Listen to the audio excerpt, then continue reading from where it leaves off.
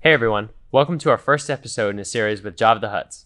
My name is Robbie, and today we're going to be talking about how to choose a 3D printer for your first robotics team.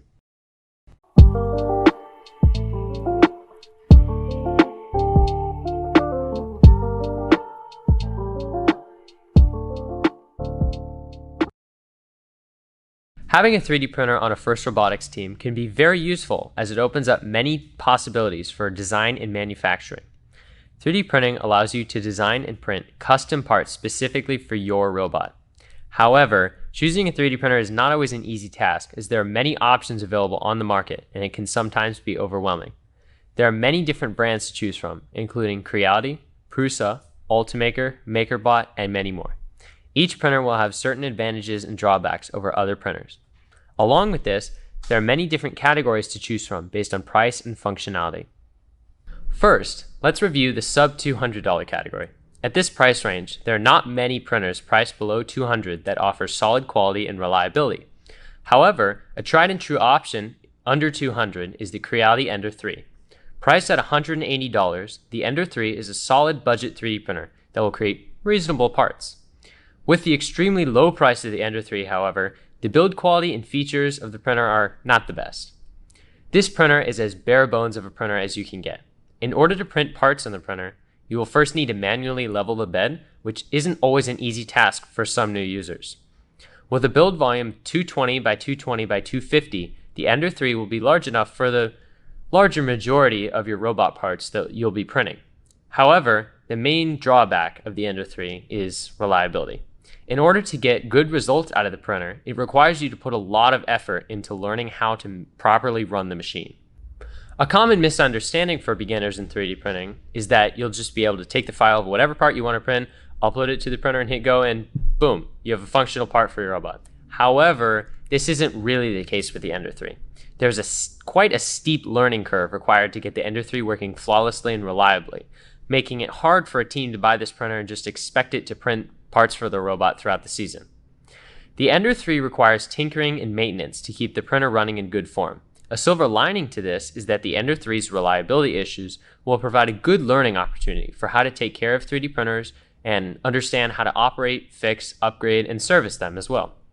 With many video tutorials available online on how to get the 3D printer working, as well as how to fix it, you'll definitely be able to get the printer functional. It's just a matter of time. As long as you have the time required during your team's off-season to get a solid understanding of how to properly use an Ender 3, it can be a great bang for your buck 3D printer for manufacturing parts for your robot. Next is the $400 category. At this price range, some printers will start to offer more features not found in more budget-oriented 3D printers. For example, some printers feature auto bed leveling, which automatically levels the print surface before printing so that the operator does not have to manually level it. This task of leveling a print bed can be tedious for some new users, so the auto bed leveling feature can be a very good selling point. A great option for the $400 price range is the $390 Creality Ender 3 S1. This is a newer and upgraded version of the Ender 3 that is packed full of features for a still relatively low price range. This printer offers auto bed leveling for ease of use, a direct drive extruder that allows you to more reliably print a variety of different filaments, a flexible removable print bed which allows you to remove prints quickly and with ease, and an updated UI and LCD screen for ease of use in the menus. Another upgrade from the Ender 3 is that this printer has a 32-bit silent mainboard for quieter printing. The base Ender 3 has older stepper motor drivers that are much louder and become pretty annoying after listening to them for a while.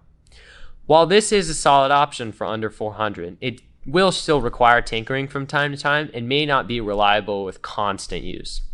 Creality printers are known to be pretty good budget options, but regularly suffer from reliability issues that require regular attention to the printer to keep them functioning. However, another option in this price range is the Creality Cr10 or Cr10S for around $300.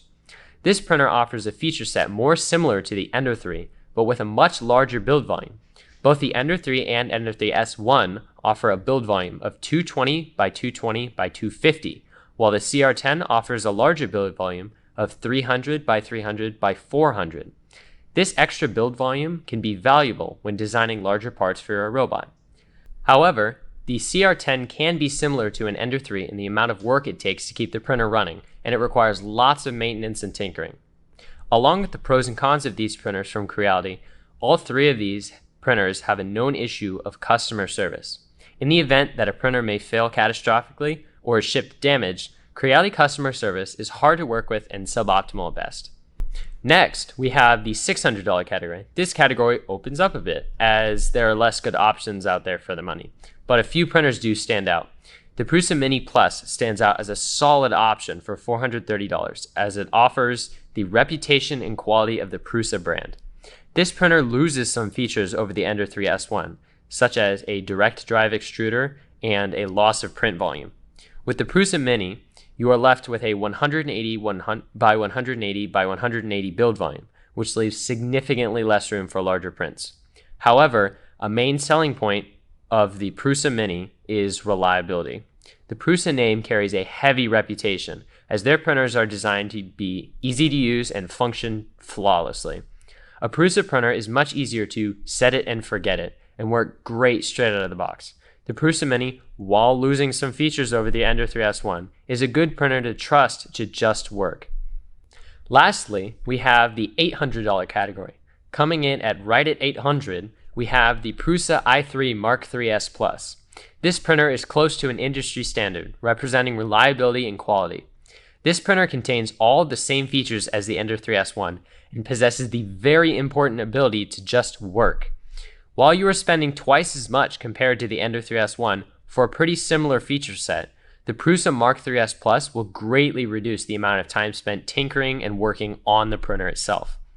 Along with this, the Prusa Mark IIIs Plus has great backing from the company themselves, with amazing customer support and a massive online community willing to support and help you with the few issues you may encounter.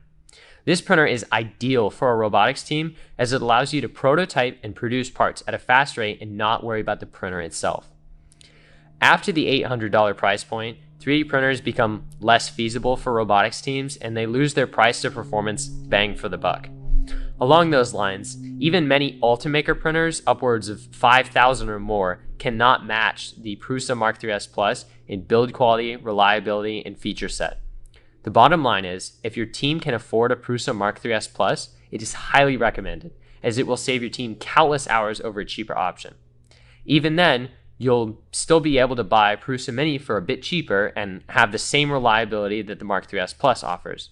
However, cheaper printers will still provide a decent experience, albeit one that will require more time spent tinkering with the printer.